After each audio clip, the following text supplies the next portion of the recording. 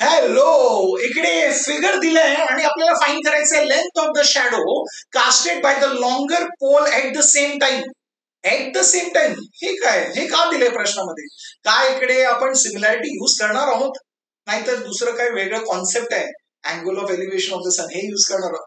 हे काय आहे, हे कसं युज करायचं, सिमिलॅरिटी काय युज करायचं, हे सगळे जे प्रश्न आहेत त्यांचं उत्तर आपण इकडे डिस्कस करणार आहोत. शेवटपर्यंत बघा, म्हणजे तुम्हाला कळेल की हे सम कसं सोडवायचं आणि काय लिहायचं.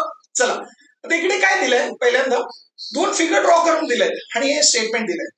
पण दरवेळी ना हे फिगर देणे गरजेचे नाही. होऊ शकतं की ते फक्त स्टेटमेंट देत आहेत आणि फिगर नाही देणार, म्हणजे स्वतःहून आपल्याला क्रिएट करावं लागेल, ड्रॉ करावं लागेल. पहिल्यांदा समजून घेऊया काय दिलंय. Two vertical poles of height 8 meter and 4 meter are erected on a plain ground. म्हणजे एका प्लेन ग्राउंडवर, जमिनीवर दोन पोल्स एरेक्ट केलेत आणि वर्टिकल म्हणजे ते 90 डिग्री अँगल फॉर्म करताय जमिनीबरोबर, ते लक्षात ठेवा. एकाचं हाईट दिले 8 मीटर आणि दुसऱ्याचं हाईट दिले 4 मीटर. मग म्हणजे मोठं जे पोल आहे ते आहे एसी आणि छोटं जे पोल आहे ते आहे पीआर. ओके, म्हणजे फिगर जर नाही दिलं तर आपल्याला माहिती आहे दोन पोल क्रिएट करायचं, लेंथ आहे 8 मीटर 4 मीटर. म्हणजे आपल्याला एक्झामिनर सांगावं लागेल ना, एसी काय मोठ्या पोलचं लेंथ आहे आणि पीआर काय छोट्या पोलचं लेंथ आहे. म्हणजे ते पहिल्यांदा लिहायचं तिकडे. म्हणजे काय लिहिणार, AC and PR represent the poles of length 8 metre and 4 metre respectively. म्हणजे हे का लिहिलं हे समजलं, म्हणजे आपण जे ड्रॉ केलं ते आपल्याला दाखवावं लागेल.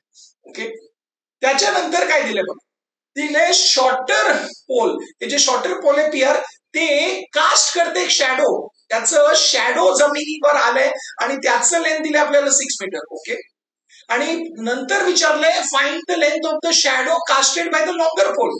लॉंगर पोल म्हणजे एसी, त्याने जे कास्ट केलंय शॅडो बघा जमिनीवर, ते काय बीसी, त्याचं लेंथ एक्स. आपल्याला एक्सचं व्हॅल्यू फाइंड करायचंय. आता शॅडो कास्ट केले म्हणजे सनरेज आलं पाहिजे ना, तेव्हा शॅडो येणार ना. म्हणजे सनरेज आलं असेल, ओके, सूर्याची किरणे आले जमिनी बरोबर अँगल फॉर्म करताय, म्हणजे त्याला काय म्हणतो, angle of elevation of the sun. पहिल्यांदा ऐकताय का? नाही ना, हे आपण ऑलरेडी कॉन्सेप्ट केलंय. ते व्हिडिओ बघा, नाही बघितलं तर त्याचं लिंक मला डिस्क्रिप्शन मध्ये दिलंय, पण ते समजून घ्या.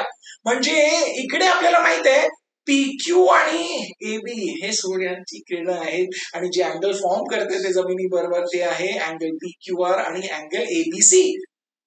आणि हे दोन्ही अँगल्स एकाच वेळी ऍट द सेम टाइम, म्हणजे आपण दिवसाचं एकच टाइम जे कन्सिडर करतो त्याच वेळी हे दोन्ही किरणे कन्सिडर केलेत.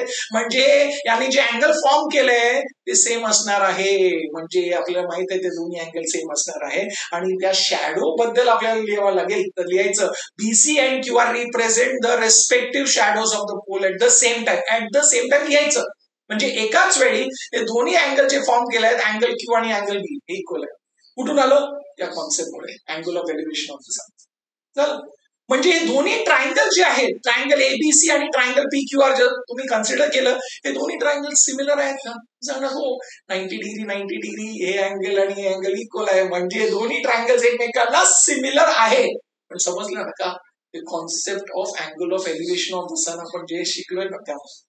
म्हणजे दोन्ही ट्रायंगल सिमिलर आहेत. आता ट्रायंगल सिमिलर आहे म्हणजे करस्पॉन्डिंग साईडचा रेशो इक्वल असणार आहे. म्हणजे आपल्याला जे पाहिजे, आपण AC अपॉन PR, बरोबर आहे, एसीचं करस्पॉन्डिंग साईड PR आहे, म्हणजे आपण AC अपॉन PR घेणार इक्वल टू, आता BC आणि QR आहे, BCचं करस्पॉन्डिंग साईड काय QR, so BC upon QR हे घेतलं. याचं रिझन काय, CSST corresponding sides of similar triangles. आता व्हॅल्यू सबस्टिट्यूट करा. एसीचं लेंथ किती आहे, 8 आहे. पीआरचं लेंथ किती आहे, 4 आहे. आपण लिहिलं तिकडे 8 अपॉन 4. BCचं लेंथ किती आहे, X आहे. आणि QRचं लेंथ किती आहे, ते आहे 6. म्हणजे आता आपण Xचं व्हॅल्यू फाइंड करू शकतो का? हो, X पाहिजे ना, म्हणजे आपण Xला तिकडेच ठेवणार आणि सगळं तिकडे जाणार आहे. म्हणजे काय येणार आहे, 8 into 6 upon 4. Very good, 8 into 6 upon 4 झालं. आता आपण इकडे सॉल्व्ह करूया. कॅन्सलेशन होतं का तुमचं येणार, हो, 4 आणि 8 कॅन्सल होतं ना, 4 1 जा 4 2 जा. व्हेरी गुड, म्हणजे 2 into 6 किती आलं, 2 into 6 आलं 12. म्हणजे आपल्याला X व्हॅल्यू किती मिळालं, X व्हॅल्यू आहे 12. म्हणजे झालं ना, तेच आपल्याला फाइंड करायचं होतं, length of the shadow of the longer pole, जे आपण फायनली लिहू शकतो. Therefore the length of the shadow casted by the longer pole is 12 metre. झालं ना. आता इकडे जे कॉन्सेप्ट आपण शिकलो ते इम्पॉर्टंट आहे. ते काय युज केलं, ते कसं युज केलं ते समजायला हवं. आणि त्यासाठी ते व्हिडिओ बघा. समजलं, आवडलं म्हणजे व्हिडिओला लाईक करा. पूर्ण प्रॅक्टिस सेट एकत्र बघायचं तर प्रॅक्टिस सेट 1.2 साठी इकडे क्लिक करा, 1.1 साठी इकडे क्लिक करा. आणि मी तुम्हाला भेटणार आहे पुढच्या व्हिडिओमध्ये. तोपर्यंत शिकत राहा, स्माइल करत राहा, शेअर करत राहा.